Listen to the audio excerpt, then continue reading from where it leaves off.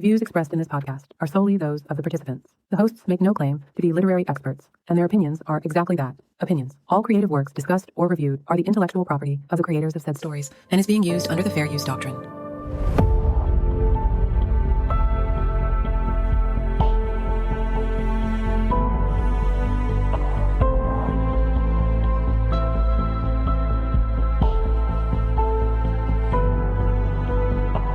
Welcome to Of Swords and Soulmates, a podcast where we read, watch, and discuss romantasy stories. I'm one of your hosts, Mari, and with me I have Kelly. Hey everyone, it's Kelly. We also have Ashley. Hey guys, it's Ashley. We also have Jonathan. Ho, ho, ho. I mean, what's good, everybody? It's JP.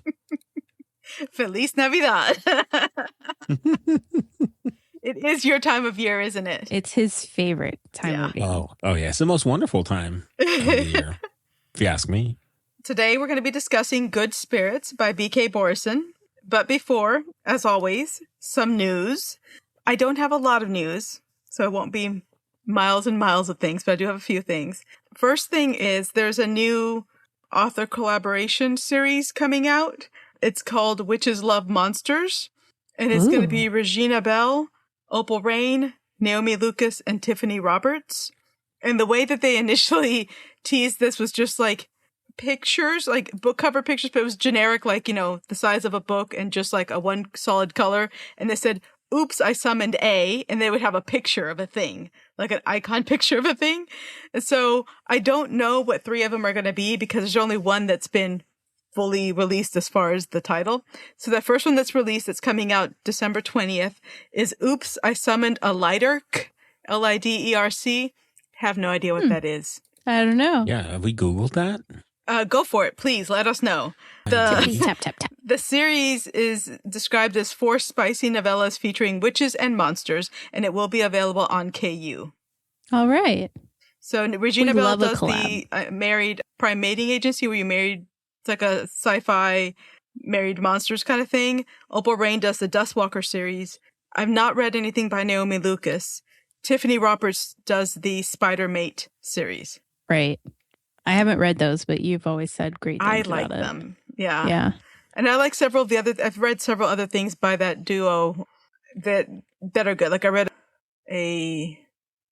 what would I call it? Contemporary, urban, I don't know, paranormal. It's like a succubus and was she human? She was human, like a succubus and a human creature in like a modern day kind of setting, except, you know, that magical creatures are out and about. And it was pretty good. I gotta say, as you were saying each word, I was more surprised by the next one because you were like contemporary, urban, paranormal. Like you just never knew what was coming next. No, it's just like, I'm sure all of those things are true and accurate. It's just like, what a world we live in. Yeah. What a great time to be alive. It was basically like our world. There was like modern day things. The main character had like social media. She was excited to going to this fancy restaurant. They were lined up outside. They had reservations. She was going with her fiance because she thought they were going to propose. This happens in the first chapter. This is not spoiling anything. That he was going to propose to her. And turns out he's going to be like, hey, I've been dating this other chick. Let's have an open relationship. At which point she threw a champagne bottle at him and left. And then the actual story gets started. It's amazing. I was definitely not making fun of it. I was just like dumbstruck in the best way possible about the explanation. Yeah. Contemporary, urban. There's probably a name for it that I can't think of. That's probably like a better description, but that's really what it is. It was like, they should coin yours if there is. So Regine Bell is the one who wrote the Liderc one? Yes. Okay. I'm just looking at the picture. Okay, so tell us. Okay. Buckle up. Buckle up. So it's a unique folkloric being with shape-shifting abilities and malevolent tendencies. It appears across Hungarian mythology in several distinct forms, often blending traits between them, and is associated with nightmares, illness, and mysterious misfortune. It takes 3 primary forms. I'm going to save the first one for last. Okay. So we'll start from the second form is a tiny household spirit. Like a brownie? Well, brownies, is that more like a baked good? Jonathan. I don't know what a brownie is. I'm gonna be honest. I only know It's like an impish fairy, isn't it? Like what was Brownie was in the movie with baby and Yoda. No. Oh. Older baby? Yeah. They're grown. Like nobody puts baby in a corner. Dances with wolves. No, it's dancing, dirty dancing. No, Mari and Kelly, you guys know this. It's the movie with the guy and the baby, and he's got to get the baby to safety. Willow. 3 men and a baby. Willow. There are brownies in Willow, aren't there? Yes. Yes. All right. Good. Ooh, way to bring up a Jim Henson flick. The trauma. That's why I didn't remember it. That's right. The third one is a fiery or seductive demon that can bring both wealth and misfortune to humans. What was the second one? I missed the second one. I'm sorry. The second one was a tiny household spirit. I withheld the first one. Okay. Because given the two that you know about, what do you think the first one could be? So he's got like a brownie or a fiery spirit. So maybe something with smoke. Oh, you are so close. You are knocking on the door of it. I'm gonna smoke. It's the first one. The primary form is a miracle chicken. What? Stop it right now. I like how he was like, "You're so close." Go, bitch. So close. Finger licking good chicken. Yeah. Smoky chicken. They smoked it and they put it in the smoker. I was like, this has got to be wrong. This has got to be some AI. Did you do additional Googling to Yes, verify? I had to go down a rabbit hole to multiple sites to make sure it wasn't like. If there's something that reading good monster romance authors has taught me, is that they can make anything into a good story. Anything. I'm here for it.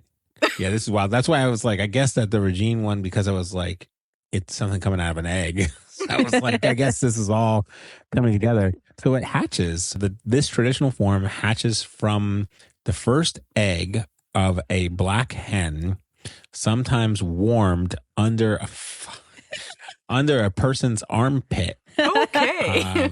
Yeah. Or secondary, if you don't have an armpit, if you're trying to hatch yourself a miracle chicken and you don't have an armpit to warm it in, you can bury it in manure. That also is a secondary. I mean, method. Folklore is We've just got amazing. options. Like the stuff the human brain comes up with. We're like, put the egg under your armpit. See what happens. Yeah. It'll serve its owner by acquiring wealth, but gradually drains their vitality. It's like, I guess it's like magic has a price, huh? Yeah, or like a vampire succubus kind of thing. So, Yeah. Okay, so that's a series that's coming out. I don't think they're not like one after the other series. I think they're all just kind of like either in a similar world or like similar concept. So it'll be interesting to see what the other 3 authors come up with as well. I like this black and gold kind of look to it. I hope that those are the actual covers, or is that like, hey, just, No, Regina Bell's cover is the actual one. The other ones, I don't think are the actual covers. The teaser ones. Oh, as I'm scrolling down, yeah, I see it there. He looks like he's form number 3 in that photo. I mean, that's not to say he may be form 1 or 2 at some point in the book. You never know. Correct. He has to hatch some. Yeah. At some point. So that's coming out. That's a thing. In addition to that, we have that Illumicrate is releasing a special edition of the Six of Crows duology. They are really pretty. This is a British release, so it's royal hardbacks. I don't know if that's a type of hardback, but that's how it was described. Royal hardbacks. They're not signed. It's £55. And the general pre-sale to people who aren't Illumicrate members is on January 22nd of 2026 at 3 p.m. GDT. They're very pretty. If anyone who's a fan, this might be your jam. Good. 55 pounds is the price, not the weight. 55 pounds is the price, not the weight. Yeah. I mean, they may weigh. I don't know. They might be real heavy books too. Who knows? But they are really pretty. They definitely look good, yeah. And they have they have direct edge printing on here. It's like it's not super flowery. It just looks it's like a reverse print edge painting on here. And what's it say? No mourners, no funerals on each one. You haven't read these, have you? I have not. It's striking. That's their thing. That's their saying. No mourners, no funerals. Mourners, no funerals. All right, just throw them to the wolves. It is a damn shame. It is a crying shame that Netflix did not continue that series. That's all. It was a Netflix series. Grishaverse, The Shadow and Bones. He might not remember. Shadow and Bone. Mm-hmm. So you said that like you remember. I don't believe it. It's about the lady on the boat, right? The lady on the boat. You're not far off. And then she had to go into the fog because she was the only one who could get him through the fog. Yeah, that's the beginning of it. That's as far as I got. The Crows were the group that was from Keter. Oh, you don't watch anything else? Just the beginning? Just the beginning, yeah. Oh, you might enjoy the series. Oh, okay. Yeah, you might enjoy watching it. The books are like a main series of books, and then there's the duology that's a Six of Crows. I really like the duology, but on the TV show, what they did was they kind of melded the two stories to happen at the same time, so you had both groups of characters interacting a little earlier than they do in the book series, which is good because the Crows are my favorite. So nice. I think you liked the Crows a lot too, didn't you, Kelly? Yeah. Yeah, I thought they were pretty cool. Yeah, I think you would enjoy it. I mean, that just the first episodes of always doing all the world building and stuff, but it was enough. And this may have just been the pandemic and what it was, but the series was enough that I watched the whole thing, enjoyed it, and then made Kelly watch it with me. We watched it together. And then I read the books, and that's what got me back into reading after being in a big slump with the pandemic, to be honest. Whoa. So that restarted everything for me with Leo Bardugo's this whole series. So. Yeah, I think personally I was at like a viewing capacity or something like that. And what did I start watching in it? I think I started watching it, but at the same time it might have been The Sandman or Sandman. I don't know if that was that far back. And it just kind of, or like, well, I think I chose one thing over this, and I don't know. Well, assuming it's still on Netflix, I haven't looked in a while. If you're wanting something else to watch, like a fantasy, if you're feeling that kind of a fantasy kind of vibe, I would recommend it. It's a good series. Okay. The last bit of news I have, I think you sent me, Jonathan, that the 2025-2026 Nuggets fourth wing interest slip is available for submission. So basically the Nuggets, which I'm not going to lie, I didn't look far enough. I assumed that you would know. Is this what, baseball or what is this? It's a basketball team. Okay. So it's a basketball team. The Nuggets, I'm assuming Colorado?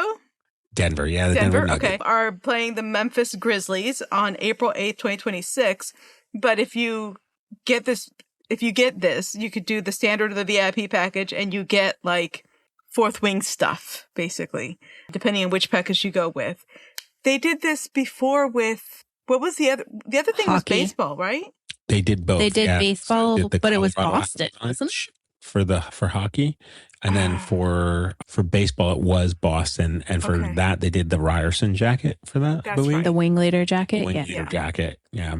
So Denver and her get along real swell because. Well, she lives there. Yeah. But she's like, no, I don't know another author that's like partnering up with mainstream sports and saying like, hey, let's come to this game. We'll have a game night. Like the ticket, I'm not gonna lie. I look at those prices.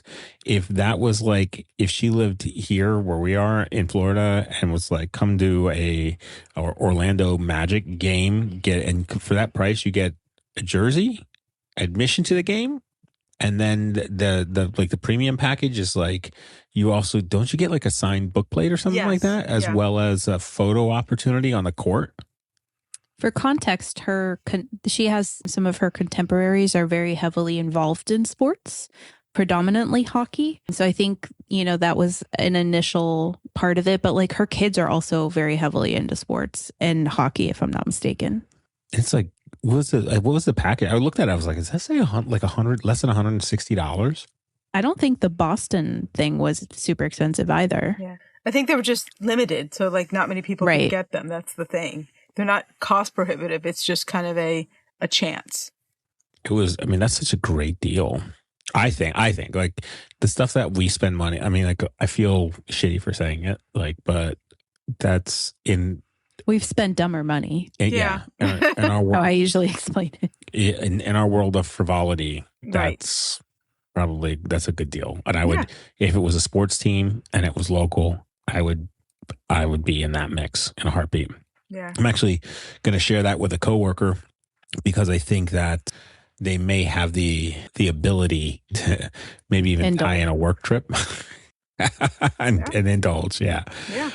Yeah. Anyone who's interested in that for sure, like, now's the time to get in on that if you're interested in it, to get the chance to maybe buy it. So that's all the news I have. If anybody has anything else? I don't think I have anything. It's been a slow news month. Yeah. Although I did see that Sarah J. Maas very recently made a social media post, and I think it was just like an acknowledgement of what was the last Crescent City book release week or something like that. So it was like happy release week anniversary or something. I know there's a lot of speculation for the 6th book for ACOTAR, so yeah, I did see that. So it's not really news. It's a tease. It's a tease. It's a tease. Yeah, that's accurate. It's fine. It'll come when it comes. So we'll see. I think I couldn't imagine being a very successful author who has a large span like this between books, because the anticipation just builds and builds until it gets to a point where, like, it doesn't matter what you write. It's never going to meet the expectation, which, ideally you're writing it because it's what you want to write and it's the story you have in your head. But I mean, they're human beings. I'm sure what people say about what they write still affects them, Yeah. It's a lot of pressure. Okay, so moving on to the book that we're talking about today. We chose to read this because we wanted to do a holiday read. And I mean, it just looked really intriguing. We were just like, we were looking to do a holiday read anyways. We talked about this one, and I'd read one book by her before. It's a just straight up contemporary holiday book, romance. And I love A Christmas Carol. It's probably like my favorite Christmas story. So when I saw that it was like Christmas Carol adjacent, I was going to read it regardless. That's fair. Yeah. So this was published this year, October 21st, 2025. Let me read the synopsis and then we can get into the details. He's the ghost of Christmas past. She's not exactly Scrooge. Ghost of Christmas past, Nolan Callahan intends to spend this holiday haunting like every other. Get in, get out, return to his otherwise aimless existence as a ghost awaiting the afterlife. But when he's faced with Harriet York, the sweetest assignment he's ever had, he suddenly finds himself wishing for a future. Harriet York has no idea why she's being haunted. She's a good person, or at least she tries to be. A people pleaser to her core, she always does what's expected of her. But as she and Nolan begin to examine her past, they discover there are threads that bind them together, and realize there may be more to moving on than expected. With the deadline of Christmas Eve fast approaching, will they find the key to their futures in each other's pasts, or will they stay firmly in the present, indulging in their unexpected, spirited connection? Spirited. What do we think? I liked it. I thought it was a polite book. Kind of like it gave me a lot of like Hallmark vibes, like casual, contemporary. I don't know if I'd sign up for all the like time hoppage, but kind of like early on in the book, you got the vibe that this was like a fated mates kind of situation. Yeah, I liked it. I thought it was a fun book. What'd you think?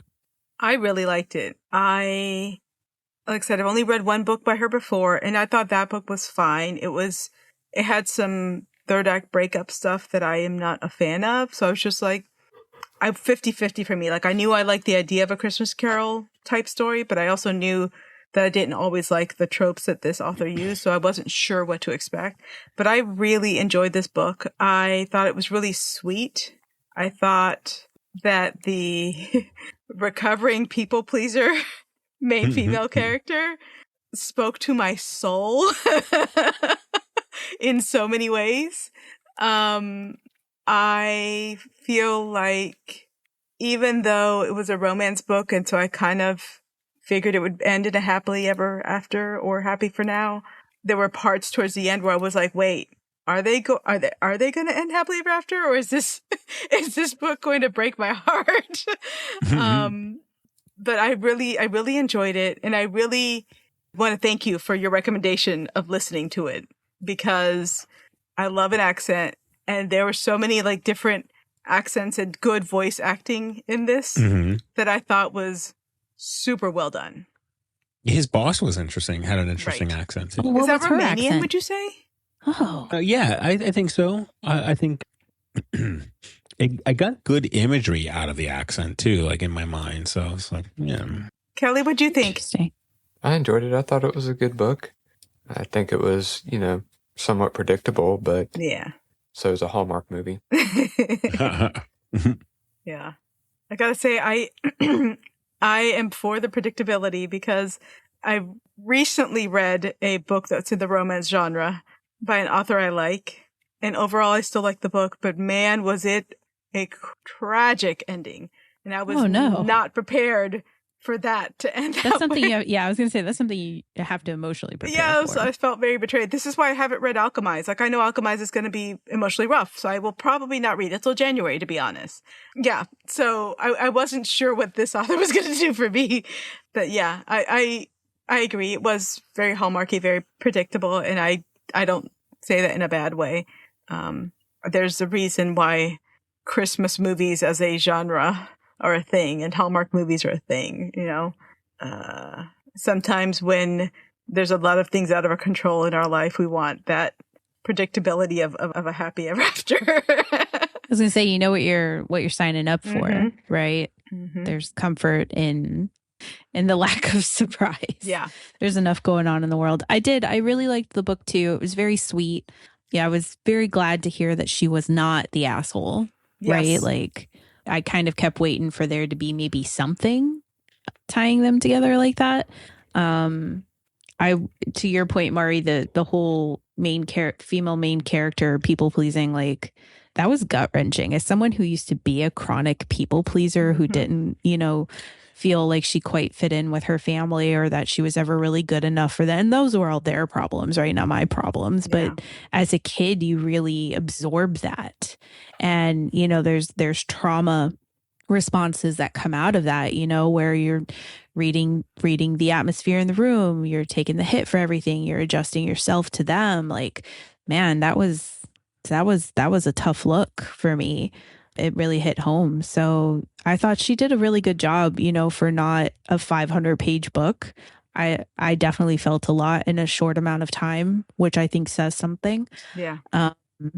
And, again, to your point, I think, Mari, it was, while it seemed obvious that there was that connection between them, it also wasn't super obvious, like, how it was all going to tie together or that it was going to be a happily ever after. Yeah. I have questions too. What are your Did questions? you guys have questions in the end? I didn't. So so it's happily ever after, right? Does he get a social security card or a passport? Yeah, that's what I was like. Does he have an you went- identity? Does he keep his magic? Does he inherit a fortune? I don't Like, know. how does this progress? Yeah. Is he what? So you're like, is he human or is he? I mean, Yeah. he's dead. Yeah. But is he not dead anymore? Or is she dead? Ooh. Maybe she's dead. I have questions. Well, BK, there is I going to have be a second questions. book. Oh, there is. Yeah, there's a second book I didn't coming know. out next year in September. Now, it's not going to follow the main characters. Of course not. It's going to be... Oh, I'm pulling it up now. I I'm hope so it sorry. follows her boss. I think there's something that's kind of left hanging I out think there it's with going to his be boss. the Reaper. Wasn't there like a Reaper? They did detail the Reapers. Yeah. Like a missing Reaper. Yeah. Yeah, a missing Reaper. I think that's going to be because the whole series is called Ghosted, but the second book is called Grim Tidings. Like Oh, the Grim yeah. Reaper? They're going there. It comes they're out definitely going. September 15th of 2026. Interesting, like Ghost of Christmas Future. Maybe. Well, we did leave that guy hanging. Oh yeah, we did. He didn't get to do his part of the job. Mm-hmm. That's got to mess up his quota. Something. So yeah, I will be reading the second one. If we all want to, we can read it for the podcast if we all enjoyed this enough to read the sequel. We can Yeah, read it I next need to year. know what happens next. Like, does he get a job? Well, he probably works for her, right? So he doesn't have to really worry about a W-2, is my guess. So you think he's 1099? He's definitely 1099. Interesting. Definitely. Yeah, I don't think those are problems they're going to face or even. Address. Yeah. Yeah. Maybe. You never know. We might get I some mean, answers. Are we going to bump into her at any conventions this year? BK? I don't think so. I don't remember seeing her name on anything that we've been to. I know this book was set in Maryland, in Baltimore. So I don't know if she lives maybe further north. I mean, assuming she lives where this book is set, which is a big assumption. I don't know where she lives. She has had a successful, like the series that I had heard of her before is called the Love Light series. It's also a holiday series. I read the first one last year. So I know she's successful for that. That's contemporary romance. And then she's got another series that's very popular that I've not read. It's called Heartstrings. So I think she's popular in contemporary romance. As far as I know, this is her first, like, adding any little bit of, like, fantasy or magic to the story. She did a good job. Yeah. I think if there's a thing that's like a contemporary romance thing, she would be at. But I think she's kind of just tiptoeing into the more fantasy side of things with this. Yeah, she's exploring. I Yeah. love a good exploration. Yeah. Getting her feet wet. So there were parts of this, like when he was in the waiting room at the end, it made me think of Beetlejuice. Yeah. Yeah. 100%. Yeah. Because I do love stories, and there's several stories I've read or like movies and TV shows we've watched, Kelly, where it's like the concept of reapers or the afterlife or death, whatever, where it's like almost like an office setting. Like there's things that have to be done, things have to be processed, paper pushers that, need to push paper. But there's part of this also that reminded me of Spirited. Have you guys seen Spirited? What is this? It sounds It's familiar. Will Ferrell and... Oh, I haven't seen it, but I want to. It's like keeps popping up on my feeds. Okay, so I really like it. It's another Christmas Carol retelling. It has Will Ferrell in it, and I can't remember. Is it Ryan? Reynolds. Which one? No, I think we did watch it. Ryan Reynolds. Reynolds, thank you. Did we watch it? Yeah, there was singing and dancing. Good Right? afternoon. Oh, yes. Yeah. We did watch that. There were It's good. We aspects should of watch it this that again. reminded me of that. I can see that. So there have been like a billion versions of the Christmas Carol story. What's Do you your have a guys' favorite version? Oh, I love that. I like the Mickey Mouse one. I don't think I've seen that one. Oh, really? Oh, okay. Interesting. That is a classic too. It's been around for some time. You sure you don't like the Muppet one? You show your face. Just checking. I guess I have two, but they're from the two different perspectives, right? That's so fine. I like Scrooged. Mm-hmm. And then I like what's the one from the Charles Dickens right neck kind of perspective. A Man Who Oh, the Invented new one? Christmas. Mm-hmm. Yeah. That's a pretty interesting way of coming at the story. I did like, despite me not liking that actor so much, I did like how that story came at the plot of it. So, Kelly, how about you? How about what? Your favorite version of the Christmas Carol? Muppet Christmas Carol. Ugh. Yeah, that's my favorite too. So, yeah, it's kind of perfection for me. It's my favorite, followed closely by Scrooged. I like Scrooged a lot. It's also very well done. And then honestly, Spirited is probably my third favorite. Actually, have you ever seen a Muppet Christmas Carol? Not voluntarily. But you have you watched it? I'm sure you've had it on in the background. Oh, maybe we should just watch it. Why? Because You can do as you please. Jonathan, are you going to watch a Michael Myers movie marathon? But hold on, a marathon is different than a movie. I will watch a movie of your choice if you watch that with me. Ugh. The thing to remember about Muppet Christmas Carol is they went to Michael Caine and said, we want you to be in this Christmas movie with the Muppets. So it's a Muppet movie, so have fun, be silly. And Michael Caine said, I'm a Shakespearean trained actor. I'm going to play this as serious as a heart attack. Yep. It's beautiful. It just It's so doesn't well sound done. appealing, guys. I don't like a Muppet. I'm trying to That's okay. soften her up for Muppeting. That's my favorite version. But regardless, I really like the story. Like, I usually listen to or read the original. It's not that long of a book, original Christmas Carol book every year. There's several good versions. Like, there's a version that Tim Curry reads, and there's a version that Patrick Stewart reads. They're both very good. If you're looking for something to do while like putting up your Christmas ornaments or doing something, that doesn't involve a lot of like sitting down and hard listening, like it's a good story because the beats. You don't have to pay super close attention, Doesn't Jean-Luc Picard didn't he do a movie where he was like He did a one-act Yeah, he play. did a one-man play. Yeah. Oh, dang. What about Jim Carrey? Jim Carrey did one that was that cartoonish? I actually haven't seen that one. Yeah. Miss Jim Carrey. Yeah. He's liked him as the alive. Grinch. No, I know. Oh, okay. I feel like we don't get enough Jim Carrey. Yeah. There should be more Jim Carrey. He said he retired. He retired from acting. Oh, did he? Yeah, he said he was retired from acting. He was only going to take roles that were either too good to pass up or something like that. And then immediately after he announced that was when he announced he was going to be playing in that Sonic the Hedgehog movie. That's why he just does whatever he wants now. Fun. Yeah. Yep. Like that's the dream, right? Oh God, like what's his face? Who's the wizard in Wicked? Oh, Jeff Goldblum? Yeah, I think that's the Jeff Goldblum school of like, I now do what I want. No, they just throw Jeff Goldblum on a set and don't even tell him they're making a movie. Probably. It's all he plays the same character everywhere Right. he goes. But it works. The last three productions I've seen him in, whether it was what was it, Ragnarok, Chaos, and then Wicked, it's all the same person. All the same. Sometimes he's got clothing off. Regardless, the day. it works. Yeah. Anything else about the book?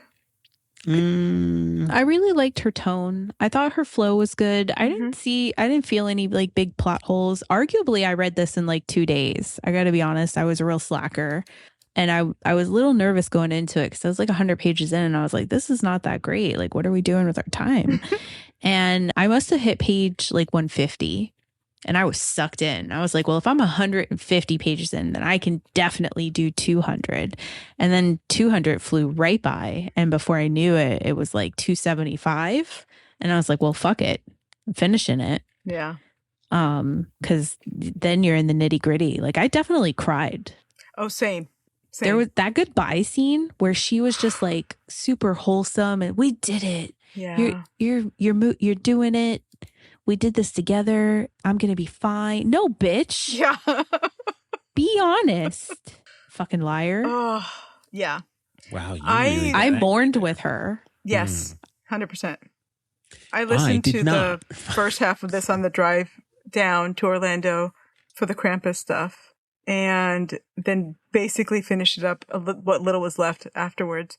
But yeah, I definitely was sucked in. I thought they did a good job of like alternating the character viewpoints, but it's still advancing the story. Like I didn't feel like it was rehashing, the plot points at all. It felt like it flowed really well. Yeah.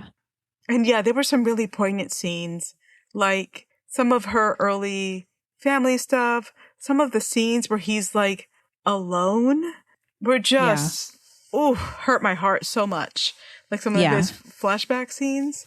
Yeah. It's a really good book. I enjoyed it. I would recommend it. Even though I'm saying here it hurt, I would still recommend it. But it was like a good hurt. Like some of them are gut-wrenching hurts. Like to your point, Manacled, Alchemized. Alchemized was not nearly as bad. I'd like to make that clear. Okay, good. As Manacled, it was slightly less painful. Just a smidge.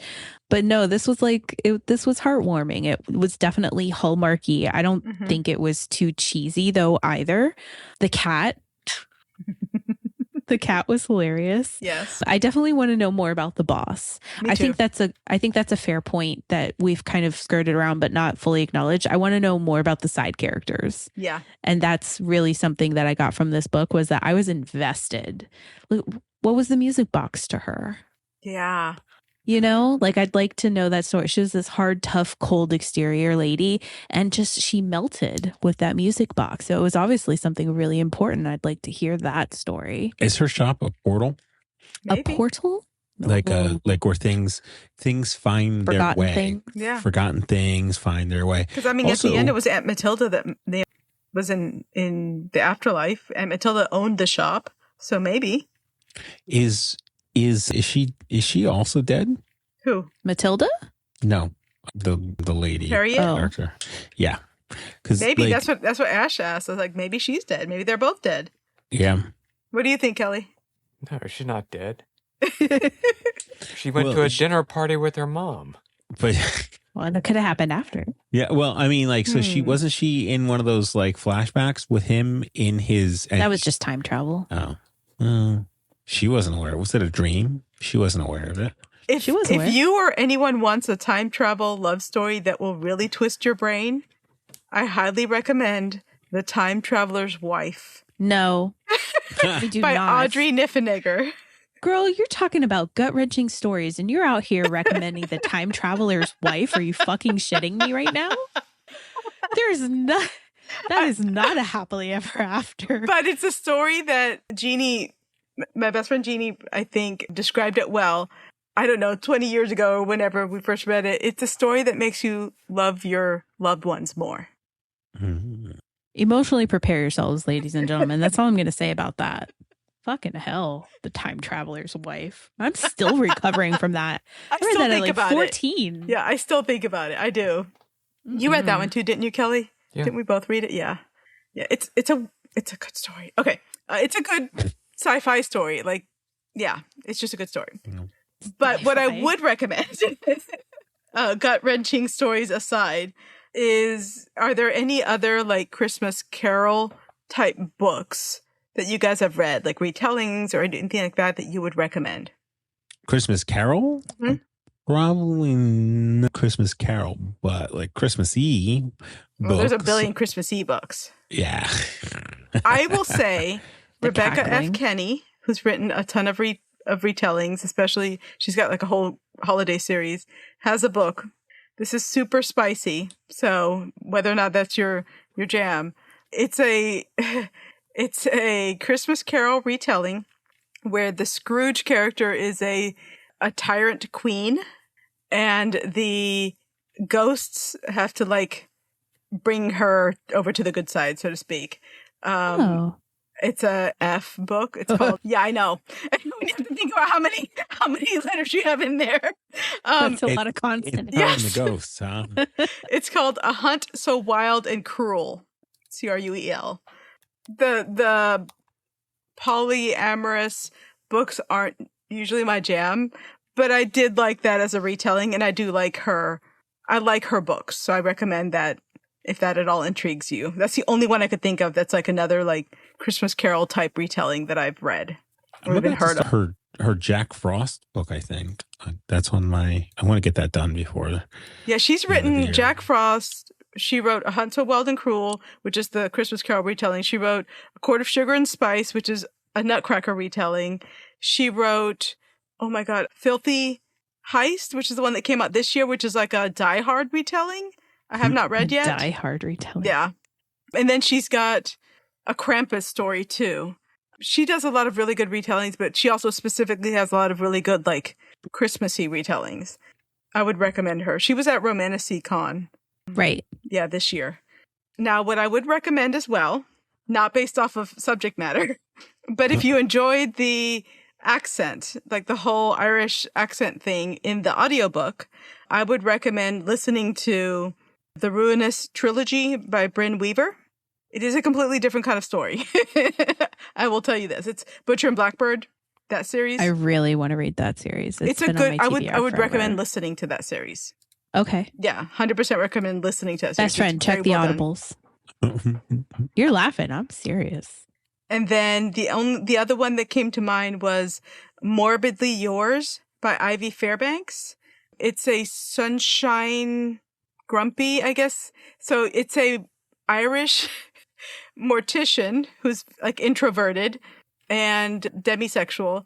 And then the bubbly character is a female American Texan Disney illustrator main character that moves in next door to him. Of course it is.